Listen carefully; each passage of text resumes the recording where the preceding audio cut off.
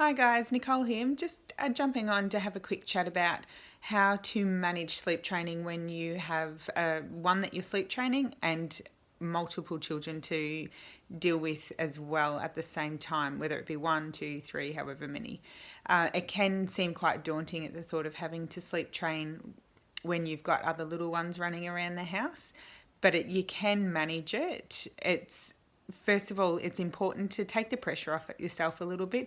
You can only do as best you can do. So if there's a day where the child that you're trying to manage whilst you're sleep training, another one sort of doesn't follow by the rules, that's what happens. You need to just be okay with that, not be so harsh on yourself, and just get back to it the next nap or whatever the next timing is.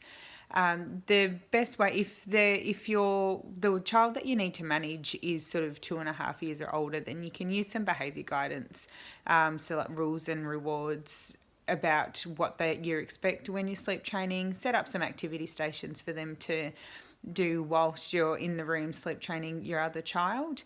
And that should work quite well as long as they get that instant reward when you do come out, and lots of praise. As if they feel like you're very proud of them, they're more than likely to want to continue doing what it is that pleased you.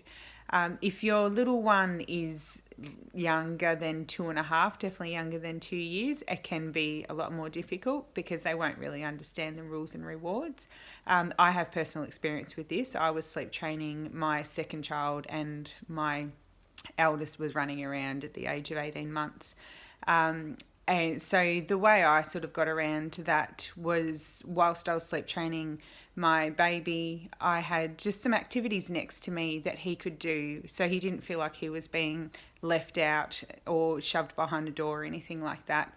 And I made a lot of eye contact with him, and I told him that I needed him to be nice and quiet, and I continued to engage with him quietly whilst I was sleep training. The benefits of when the sleep training baby is a little bit upset is they can't hear the muffled conversation you're having with somebody else.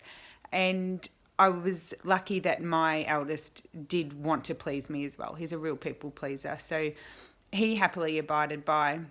But I think the biggest thing was that I gave him attention as well, and I didn't make him feel like he was just going to be in the way or be a bit of a nuisance.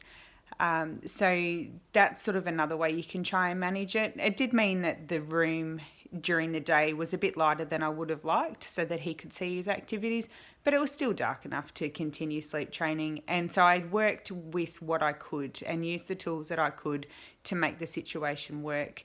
And being consistent with your sleep training is a fundamental part to the key. So I was consistent with the sleep training. So any little noises that might have been heard, or the room being slightly lighter than I would have liked, didn't play too much of a big interference.